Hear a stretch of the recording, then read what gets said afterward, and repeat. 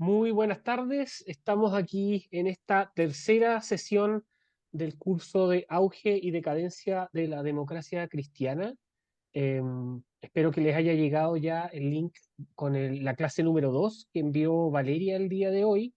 Y bueno, tenemos el día de hoy al profesor Alejandro San Francisco, quien es profesor en la Facultad de Derecho de la Universidad Católica, ha hecho clases en distintas universidades también, es doctor en filosofía de la Universidad de Oxford y obviamente tiene un amplio conocimiento por además estar dirigiendo un proyecto muy importante que es este proyecto de Historia de Chile que se está desarrollando en la Universidad San Sebastián. Así que muy bienvenido, profesor, y el tablero aquí virtual es vuestro para hablar sobre Radomiro Tomic.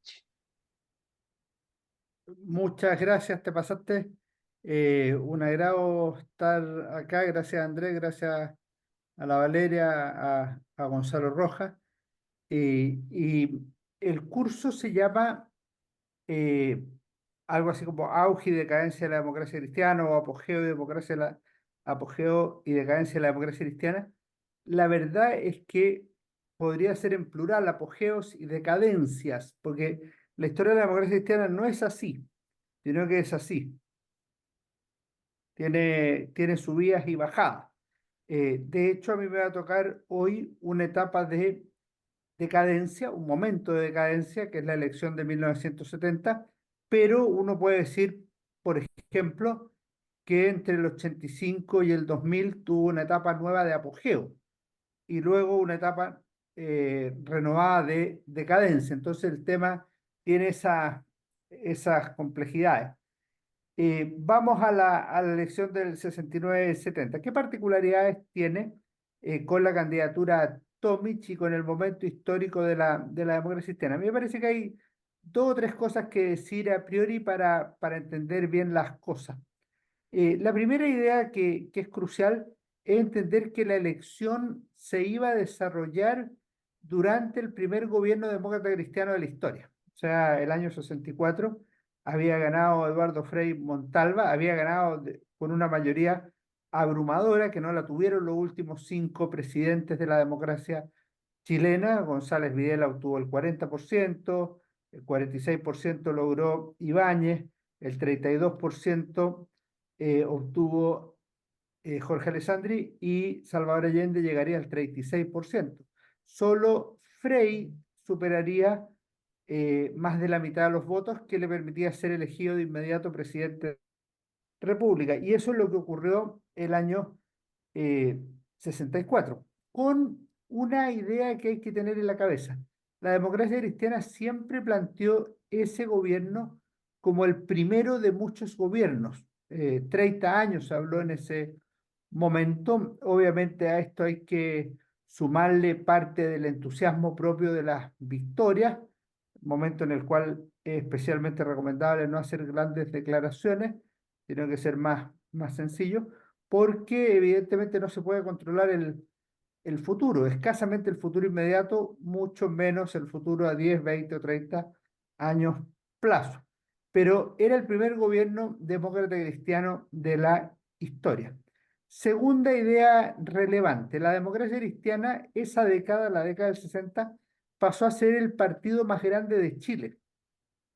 Los partidos más grandes se pueden medir de dos maneras, las dos son igualmente valiosas. Una es a nivel de diputados, por el porcentaje que obtienen en la elección de diputados. La razón es porque se trata de una elección nacional, mientras que la de senadores es solo en algunas eh, regiones. O por la elección de regidores, que tiene la misma explicación. Se trata de una elección nacional en circunstancias que las de alcalde. Lo más probable es que un partido lleve X candidato, el otro lleve Y candidato y el aliado lleve J candidato. O sea, se dividan, no se mide el partido en todo Chile. Para los regidores, que son nuestros concejales actuales, y para los diputados hay elección que es nacional. ¿Y qué importancia tiene esto? Bueno, la democracia cristiana obtuvo tres logros históricos relevantes en la década del 60. El primero es que en la elección parlamentaria de 1961 derrotó por primera vez al Partido Conservador. Eran hijos del Partido Conservador. En estos días, en los próximos días, el 12 de octubre, se conmemora un año más del nacimiento del Movimiento Nacional de la Juventud Conservadora. Ese es el nombre original. Ustedes van a ver que los falangistas lo van a celebrar como el nacimiento de la falange, pero en realidad el nacimiento del Movimiento Nacional de la Juventud Conservadora en 1935, y 3 años después se separa del Partido Conservador y forma la Falange, que vive hasta el año 57, cuando se forma el Partido Demócrata Cristiano. El 61, en las elecciones de diputados, los demócratas cristianos superaron a los conservadores con todo lo que ello implica.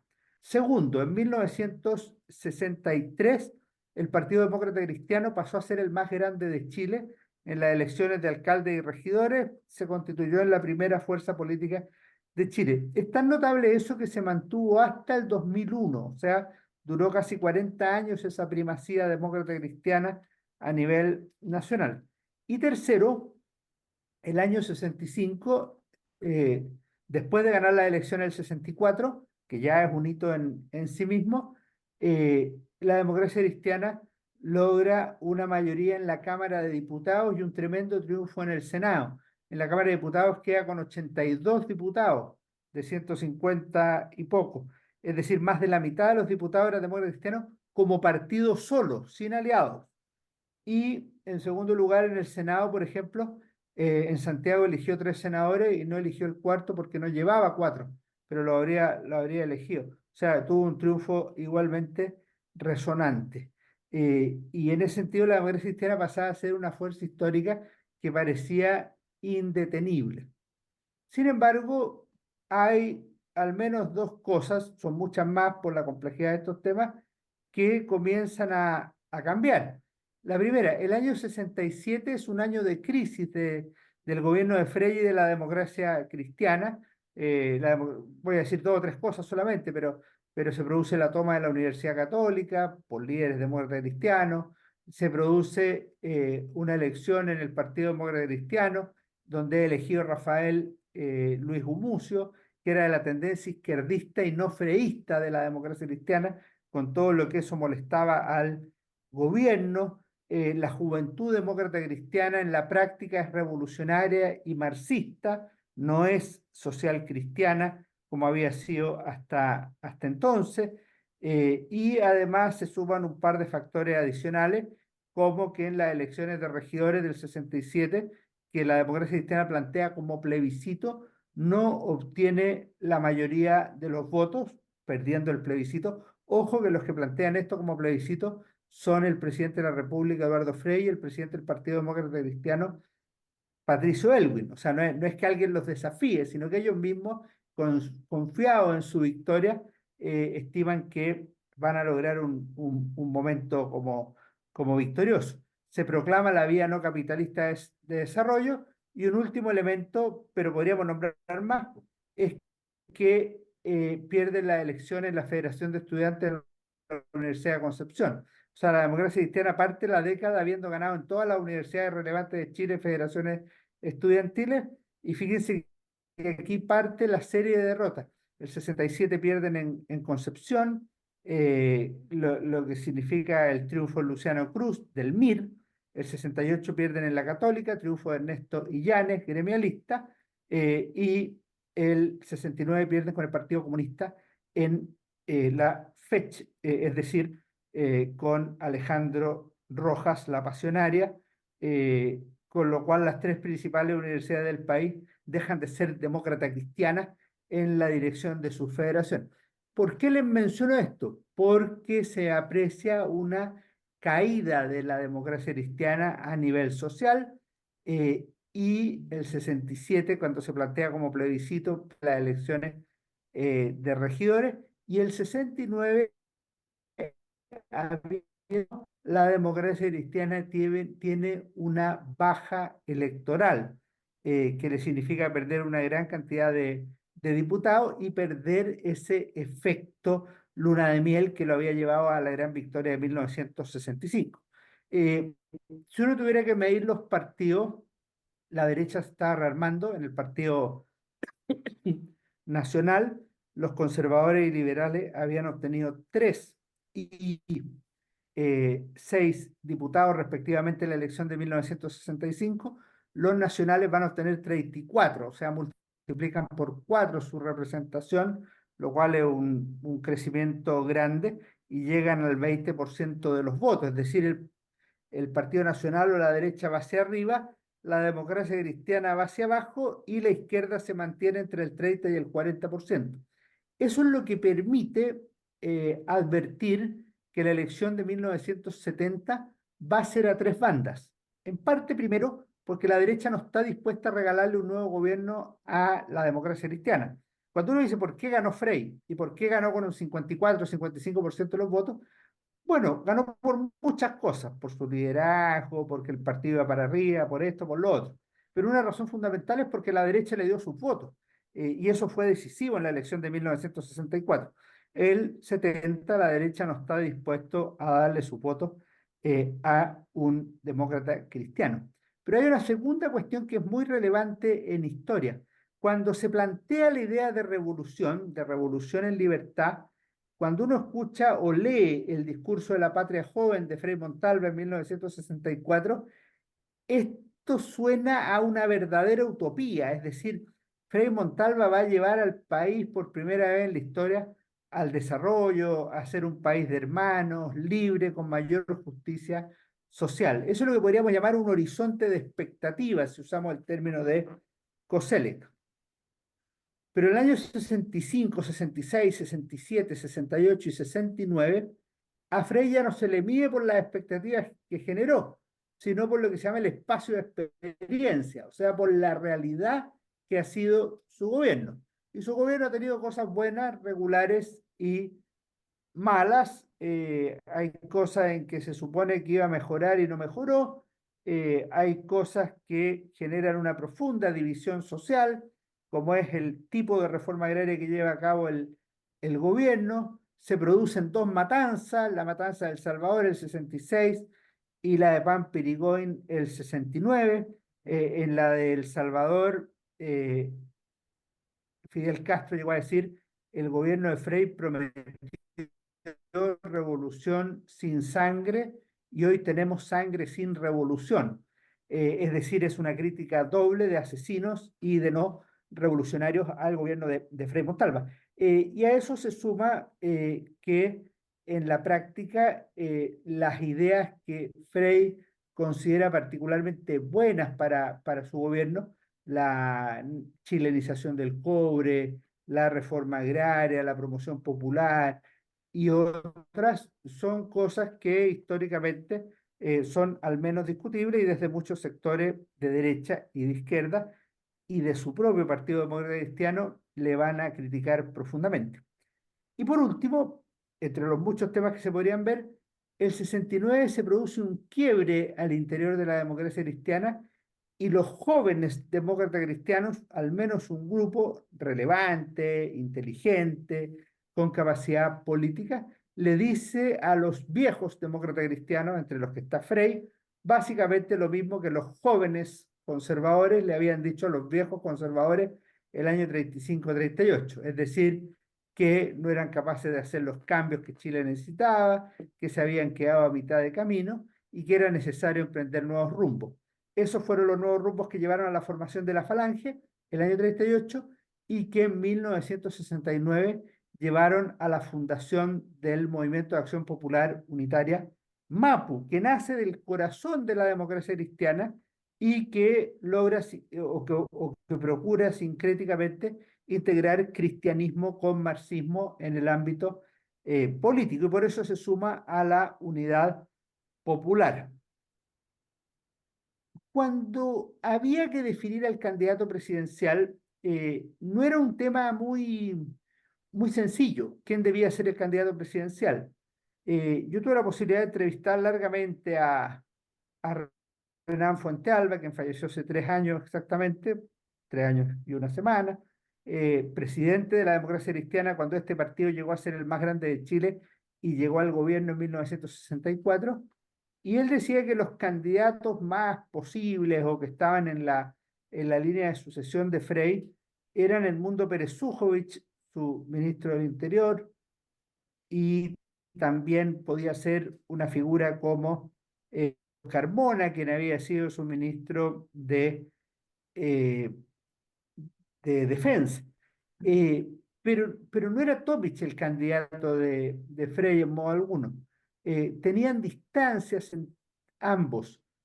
Eh, las distancias eran explícitas, no eran inventadas por la prensa o por sectores que le tenían mala a Frey, el presidente de la República, o a Tomic, el futuro candidato presidencial, sino que eran reales. Si uno revisa, por ejemplo, el epistolario de Frey con Tomic entre el 65 y el 69, cuesta encontrar puntos de acuerdo entre ambos en momentos en que Tomic fue embajador en los Estados Unidos de Norteamérica, pero la verdad es que van por carriles muy distintos. Y eso se va a notar el año 69 desde el punto de vista de la sucesión presidencial. ¿Por qué? Entre otras cosas porque el gobierno de Frey estaba evaluado más o menos, pero Frey estaba bien evaluado. O sea, Frey tenía una evaluación superior a la de su gobierno, era la figura política más importante del país en un proceso similar al que había tenido Jorge Alessandri durante sus años en la moneda, mucho mejor evaluado Jorge Alessandri que la derecha, y ese era el escenario en que se enfrentaba a la elección de 1970. Contra lo que es hoy día, la elección empezaba con más de un año de anticipación. O sea, para decirlo en claro, las elecciones eran el 4 de septiembre y ya en abril del 69 la democracia cristiana estaba eligiendo candidatos. Eh, el que parecía predestinado, pese a las preferencias de Frey, era Tomic. De hecho, uno de los cantos de victoria de 1964 era Frey presidente, Tomic el siguiente. Es decir, como que la democracia cristiana hubiera elegido dos presidentes en uno. Tomic como que tenía un cierto destino y ese destino estaba en la moneda. Para Tomic, obviamente, esto representaba un honor que no lo iba a rehuir, pero él tenía una idea de tipo de gobierno que era necesario hacer. Y básicamente él consideraba que había que llevar adelante la unidad social y política del pueblo, que también le llama en otros documentos la unidad popular, como se llamaría finalmente el proyecto de la izquierda. Y eso significaba reunir no solo a los demócratas cristianos, sino que sumar eventualmente a partidos de izquierda que habían sido opositores al gobierno de Frei, como los socialistas y los comunistas eventualmente, o los radicales. Esto obviamente generaba discrepancias, particularmente con Frey, y había posturas encontradas. Tomic estaba convencido que era necesaria esa fórmula para llegar a la moneda. Y había que hacerlo así por razones históricas, por el momento histórico que vivía el país, y por una convicción. Había dos posturas respecto de la victoria de 1964. Una era que los demócratas cristianos habían sido capaces de romper los esquemas tradicionales del sistema político chileno y vencer a izquierdas y derechas. Esa era más o menos la explicación. Eh, Tomic, por el contrario, pensaba que no había sido así, sino que al final el grupo que estaba tercero en 1964, que era la democracia cristiana, estando primero la izquierda y segundo la derecha, había logrado llegar a la moneda porque la derecha, aterrorizada ante un eventual triunfo de la izquierda, fundamentalmente por el episodio conocido como el Naranjazo, decidió apoyar a Eduardo Frei Montalva. Entonces, no era verdad que la democracia cristiana hubiera superado a derechas e izquierdas, sino que la democracia cristiana más la derecha superaron a la izquierda. Esa sería más o menos la explicación. En segundo lugar, Tomic pensaba que Frey había hecho muchas cosas. o había hecho un buen gobierno, pero no había hecho la revolución. Y esto, que puede sonar un piropo, había hecho un buen gobierno, había hecho muchas cosas, era en realidad una crítica, porque lo que estaba diciendo Tomic, no lo dice con estas palabras, pero es claro, es que Frei había fallado en su misión histórica. Su misión histórica era hacer la revolución en libertad. Y después de 5 años no había revolución en Chile. Básicamente Chile seguía siendo una sociedad capitalista, a juicio de Tomich, y que además estaba estancada y socialmente politizada. Y en esto, cuando hacía el análisis, sumaba los últimos 20 o 30 años, es decir, incluía al gobierno demócrata cristiano. Les doy dos datos que utiliza Tomic en sus discursos de campaña. Uno, que el 49,5% de los niños menores de 15 años padece desnutrición. Padece desnutrición, no padeció, padecía o había padecido, padece, 1968. Y el segundo dato que muestra Tomic es que en los últimos 20 o 30 años Chile ha crecido básicamente al 2% anual. Es decir, Chile es un país que está bastante mal. Esto es algo que había criticado el propio Frei en las elecciones de 1964 y que obviamente significaba que la población podía estar creciendo más que el PIB, con todo lo que eso significa en términos de falta de crecimiento o de calidad de vida para las personas. Ahora, ¿eso cómo se podía superar? Bueno, con una unión social y política del pueblo, una unidad popular, que daría una amplia mayoría para superar a la, a la derecha en las elecciones de 1970. Más aún cuando la derecha tenía dos particularidades. Una, que había obtenido un buen resultado, bueno, para lo que era la derecha en ese minuto, un buen resultado en las elecciones de 1969, 20%, 34 diputados, y sobre todo porque tenía como candidato a su mejor hombre, que era Jorge Alessandri. Uno podría decir, oye, pero es obvio que tiene candidato a su mejor hombre. No, el año 64 la derecha no tuvo a su mejor hombre, que era Jorge Alessandri, y no lo tuvo porque en Chile no había derecho a la reelección inmediata. Y el 70, la democracia cristiana era la que no tenía a su mejor hombre, que era Eduardo Frei Montalva, porque no había derecho a reelección inmediata. De manera tal que ahora sí la derecha tenía a su mejor hombre, que era Jorge Alessandri. Eh, cuando, cuando la Junta de la Democracia Cristiana no aprueba la tesis de Tomic, de la Unión Social y Política del Pueblo, eh, Tomic baja su candidatura, se retira.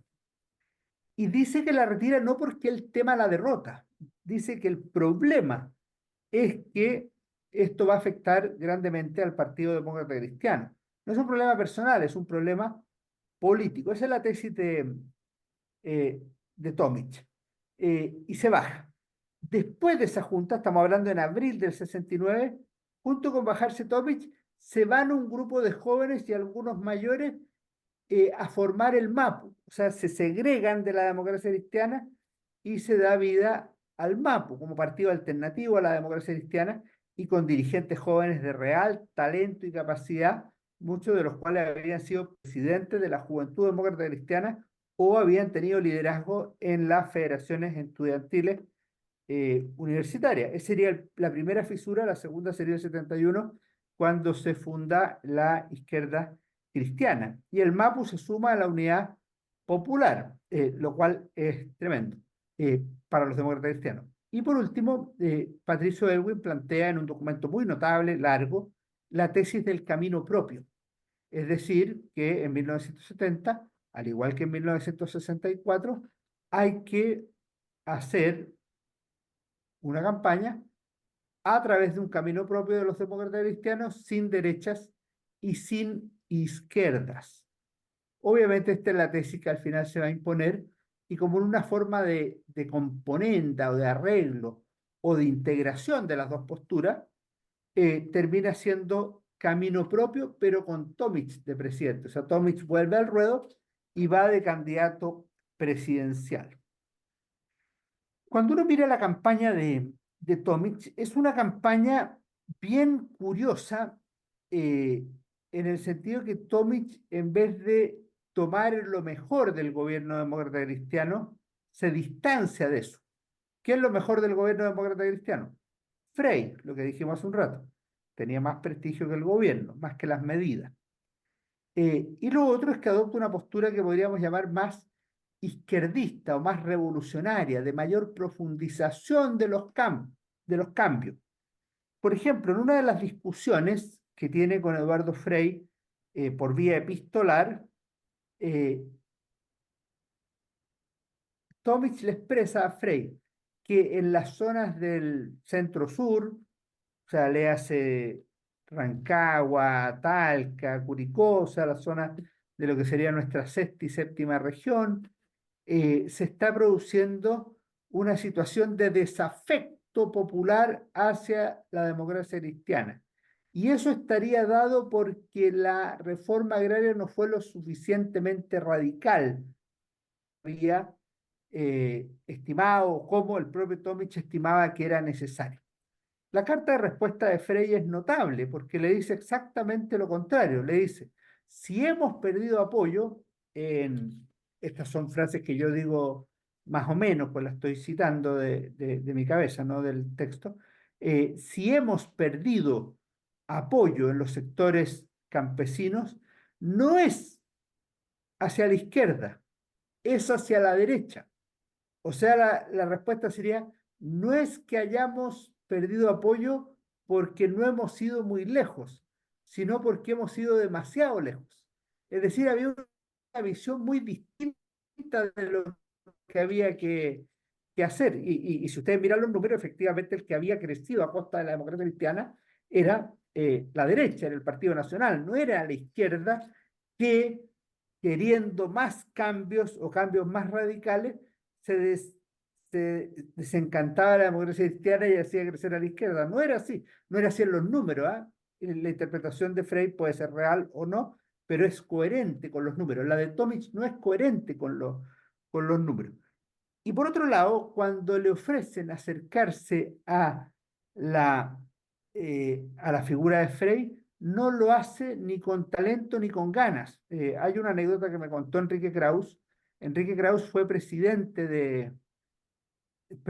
fue jefe de campaña de Radomiro Tomic el 70.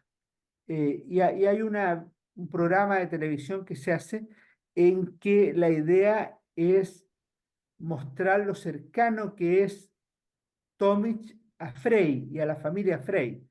Entonces llevan a Carmen Frey a hacerle una pregunta al programa para que él diga, Carmencita, que te conocí cuando tenías 2 años, 3 años, o sea, te conozco desde chica con mi amigo Eduardo, una cosa por el estilo, era la idea de que saliera.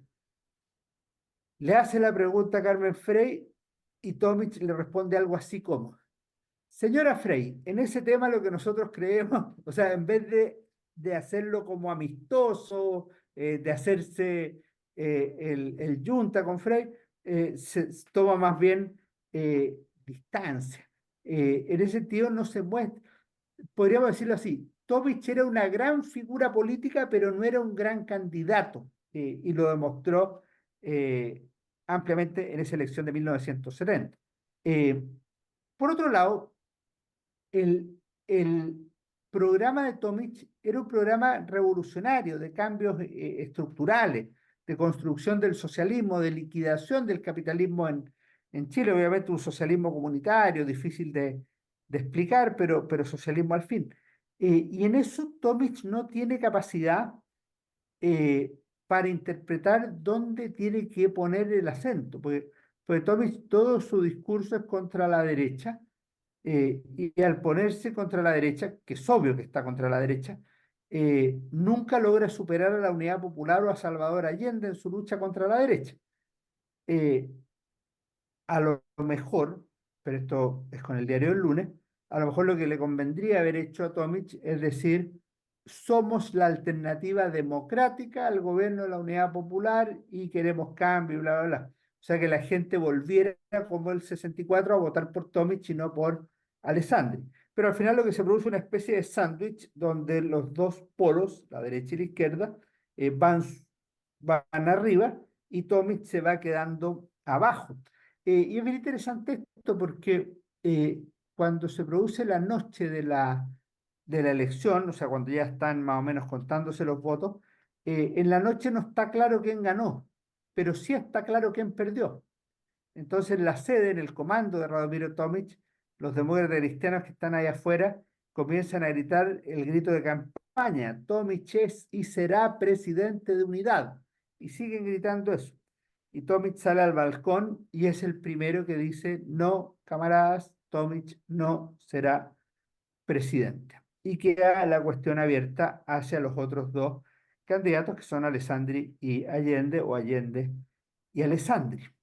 De tal manera que Tomic desaprovechó esa posibilidad de mostrarse como continuidad de Eduardo Frei, que mostraría 2 años, 3 años después, en la elección de marzo del 73, que seguía siendo la principal figura política de Chile, al obtener prácticamente 400.000 votos en la elección para senador por Santiago, en circunstancias que los que venían detrás tenían 220 y tantos mil y 220.000, Bolo de Teltelbón y Carlos Altamirano, y Sergio Nofre Jarpa, también elegido senador en esa ocasión, no llegaba a los 200.000. Es decir, la votación, la capacidad, eh, el, el arrastre que tenía Frey seguía siendo muy importante. Tomic nunca logró nada parecido. Termino con dos ideas.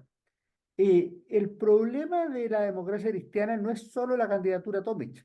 Es verdad que una candidatura Frey, en el caso de haber habido reelección, habría cambiado el escenario. Eh, Hay un problema de momento histórico también. O sea, el año 65 se fundó el MIR, el año 67 el Partido Socialista declara que la violencia revolucionaria es inevitable y es legítima para llegar al poder. El año 69 se fundó el Movimiento de Acción Popular Unitaria, MAP. En el plano de los hechos, el año 67 fue la toma de la Católica, exactamente un año después fue la toma de la Catedral, el 69 fue el Tacnazo, y podemos nombrar otra serie de acontecimientos como los ya señalados de la matanza de El Salvador y la matanza de Pampa y Digoin. Es decir, es un Chile mucho más convulsionado que el que recibió Eduardo Frei Montalva. Chile cambió en el gobierno de Eduardo Frei y cambió hacia una radicalización de las propuestas y de las expectativas, hacia la irrupción de la violencia como arma de presión política, hacia una clara polarización de la política, y que termina además de la peor manera para Frei, no con el triunfo de su camarada Romero Tomic, sino con la llegada de Salvador Allende a la moneda, porque si bien Salvador Allende obtuvo el 36% de los votos en la elección de 1970, Alessandri el 34,9% y el 27,8% Radomiro Tomic, la verdad es que el Congreso Pleno le dio la victoria a Allende, y el propio Tomic el 5 de septiembre, es decir, al día siguiente, fue a felicitar a Allende como presidente electo, en circunstancias que la democracia cristiana no había tomado posición.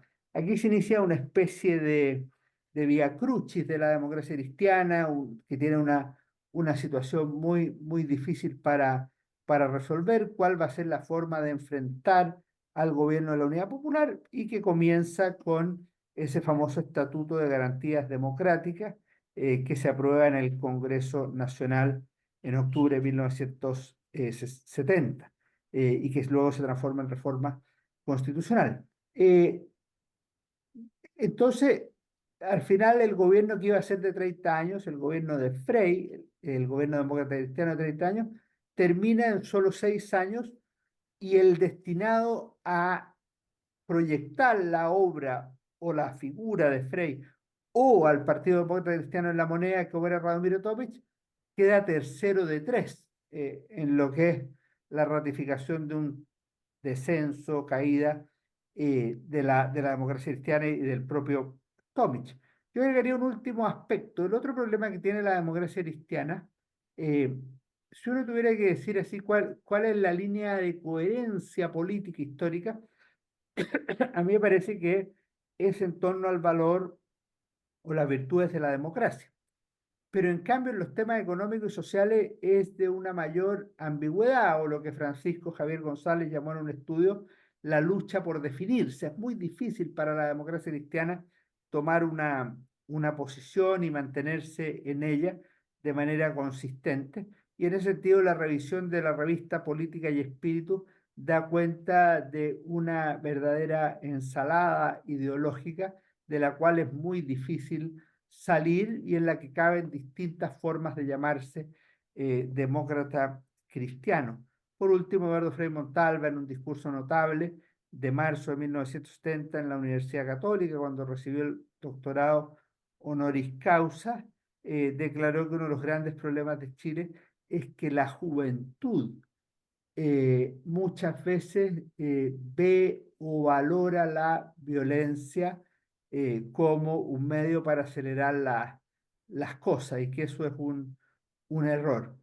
Error que ya se había desatado durante su propia administración, como probaban la irrupción del MIR el 65, la declaración del Partido Socialista en Chillán en 1967 y la segregación del MAPU en 1969.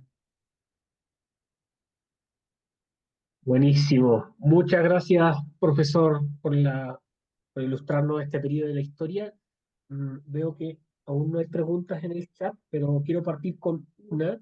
Es que desde su análisis de la época, en ese tiempo la democracia cristiana, ¿cuál era la preferencia que tenía entre las alianzas internacionales? Entendiendo que en la práctica, dentro de las políticas que planteaban, sobre todo, como decía usted, económicas, se alejaban de la democracia cristiana alemana, por ejemplo. Sí, Y bueno, en el periodo de Guerra Fría. es muy interesante la pregunta. La democracia cristiana estaba en la Internacional Demócrata Cristiana. Hay buenos estudios en los últimos años de Rafael Enochera, de Olga Ulianova y de otros autores que muestran cómo la democracia cristiana mantuvo un permanente vínculo internacional con estos partidos demócratas cristianos del mundo.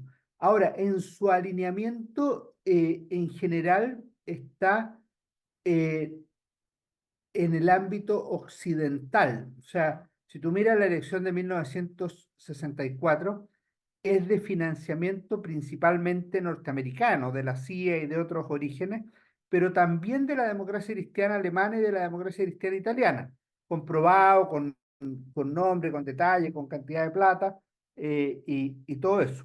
En esa área estaba la democracia cristiana, pero es un error cuando demócratas cristianos dicen en 1990, eh, o incluso cuando uno lee, por ejemplo, las memorias de Andrés Saldívar, que son buenas memorias, que básicamente ellos en los años 60, la discusión se planteaba entre el socialismo marxista de la izquierda socialista y comunista, entre el liberalismo extremo promovido por la derecha y la economía social de mercado que promovía la democracia cristiana. Eso no es verdad. La democracia cristiana no promovía una economía social de mercado en los años 60, sino que basculaba entre el comunitarismo y el socialismo comunitario. O sea, yo no me he revisado todas las revistas Política y Espíritu, que es la revista ideológica de la democracia cristiana, entre el 64 y el 70, pero sí me he leído casi todos los artículos editoriales y todos los artículos ideológicos de Jaime Castillo Velasco, que era el gran ideólogo de la democracia cristiana. Y no recuerdo haber encontrado nunca que se refiriera a la economía social de mercado como la fórmula de desarrollo económico que debía tener Chile bajo la democracia cristiana. O sea, no, ahí hay un abuso de concepto por vía de apropiación de lo que se aplicaba en Alemania. Buenísimo. ¿Hay alguna otra pregunta? Aquí tenemos de Pablo Cancino. Profesor, otra alternativa a Vladimir Tomic como candidato para un nuevo gobierno demócrata cristiano después de Eduardo Frei y Montalva? Sí, en general no hubo interés en levantar otra alternativa. Frey sí quería otra alternativa. Las alternativas eran dos, yo ya los dije, que son Juan de Dios Carmona y Edmundo Pérez Sujovic.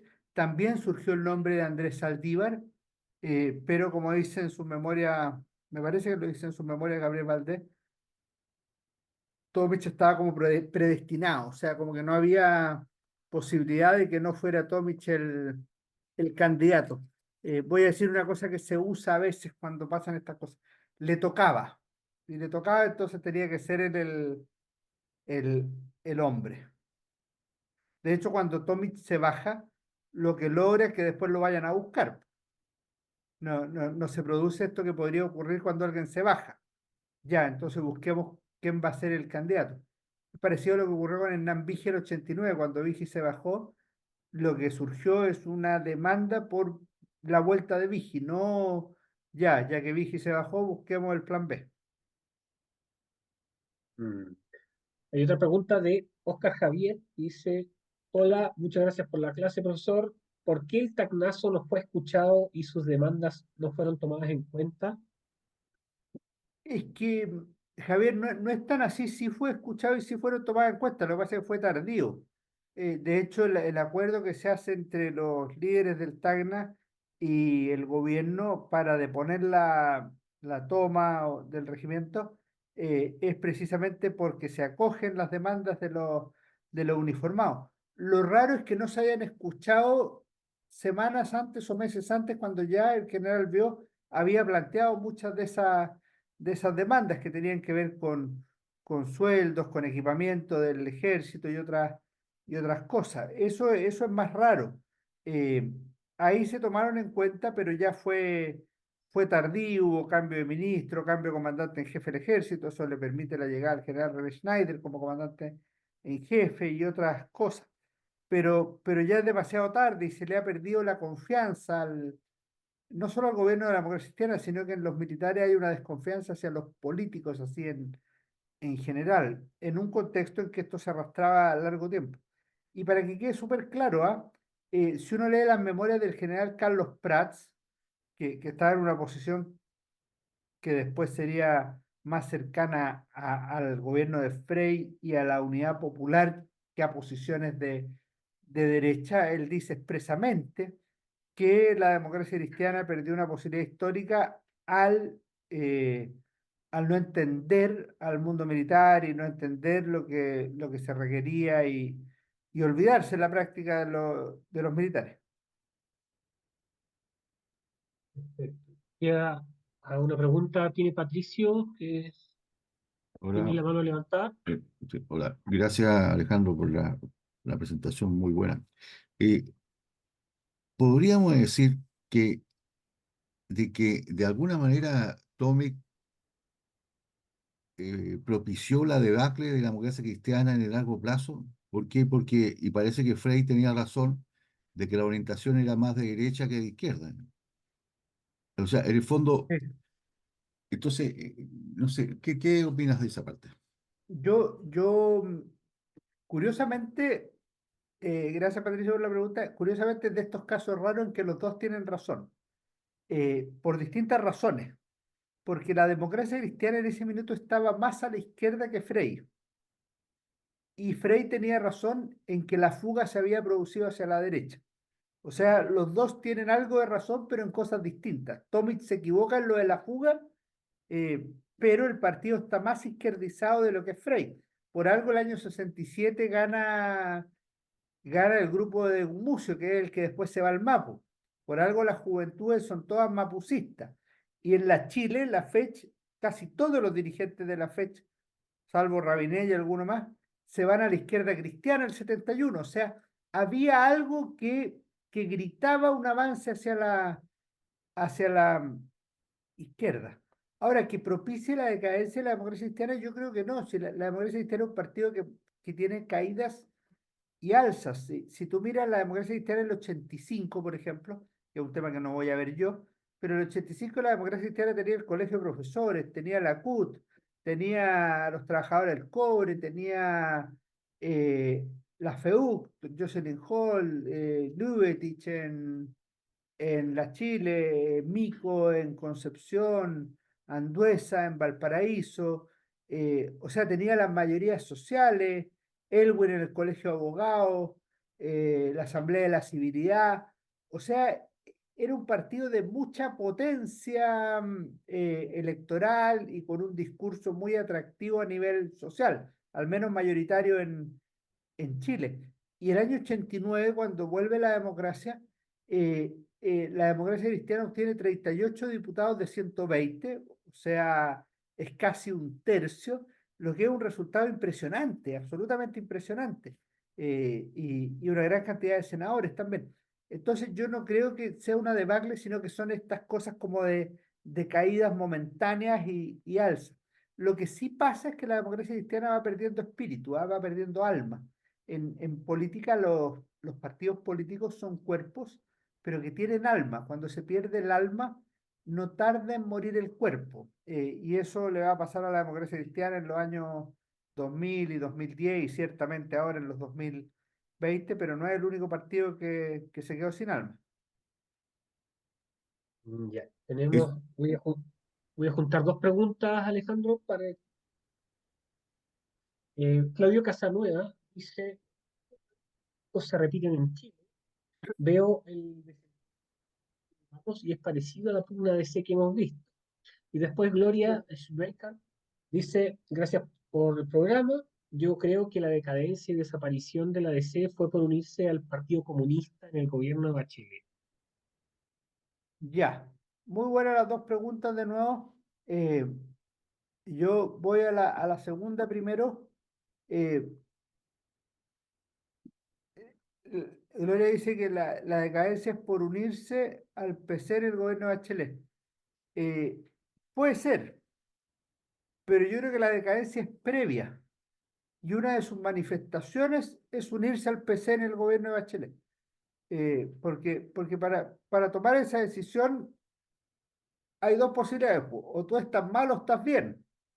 Yo creo que efectivamente muestra una pérdida de orientación, de sentido, sumarse de vagón de cola del gobierno de Bachelet para encabezar reformas, algunas de las cuales eran refundacionales y todo eso, pero el mal venía de antes. El mal electoral viene de antes, o sea, el año 2001 se produce un doble fenómeno que no siempre se considera.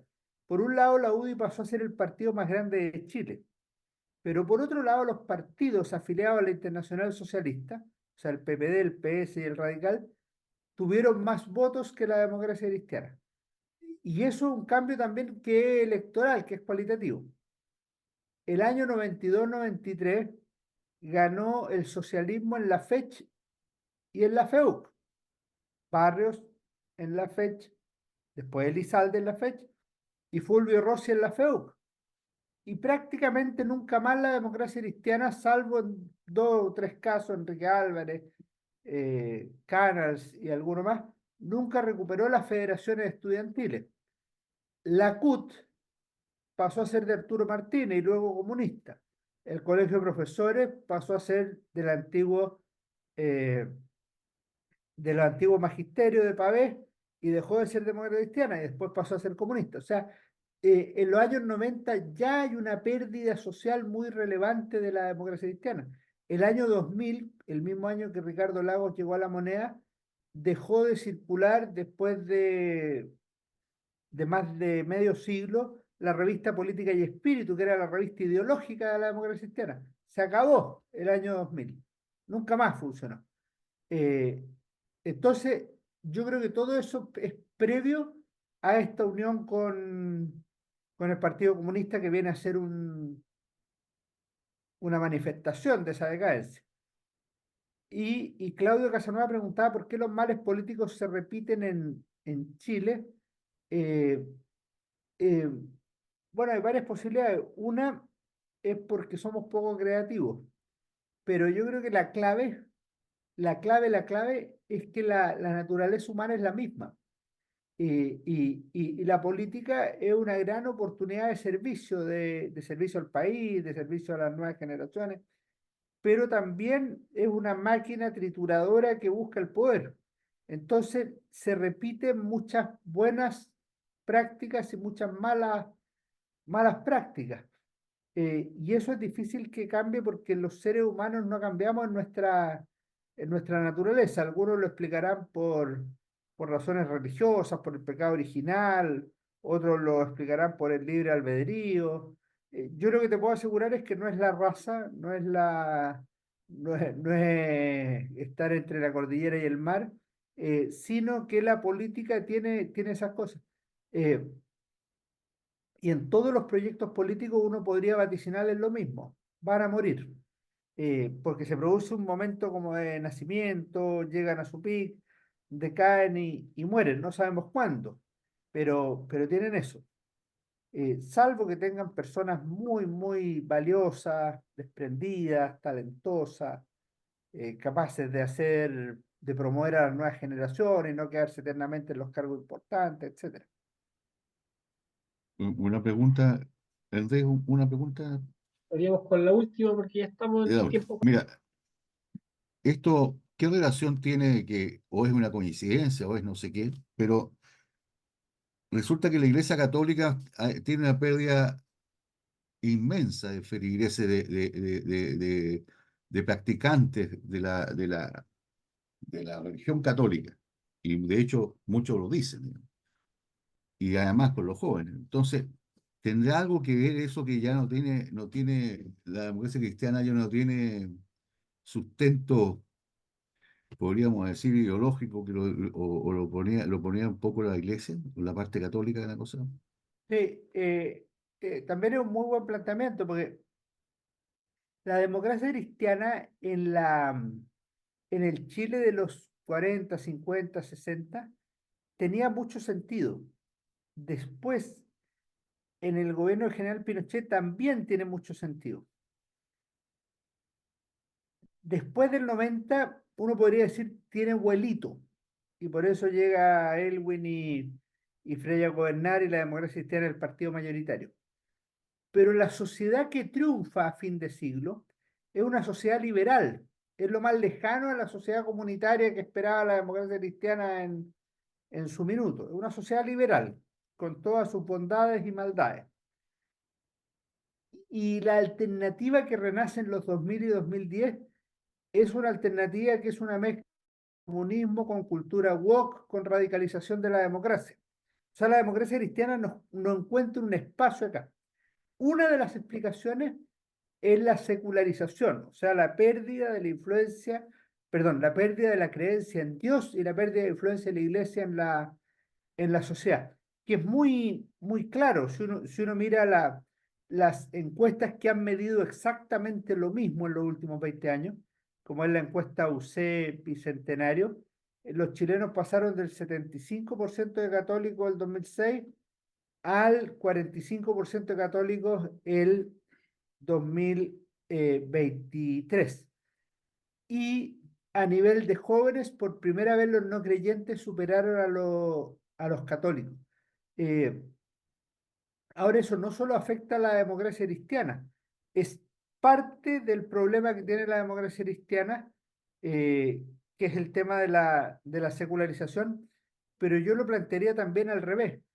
La democracia cristiana abandonó la doctrina de la iglesia, salvo en generalidades, la solidaridad, la no sé, o sea, puras cosas así como que puede estar de acuerdo cualquier persona, no necesariamente un católico de a pie. Para decirlo en castellano, en el catolicismo de la democracia cristiana, frente a múltiples problemas complejos, caben 3 o 4 posiciones contradictorias.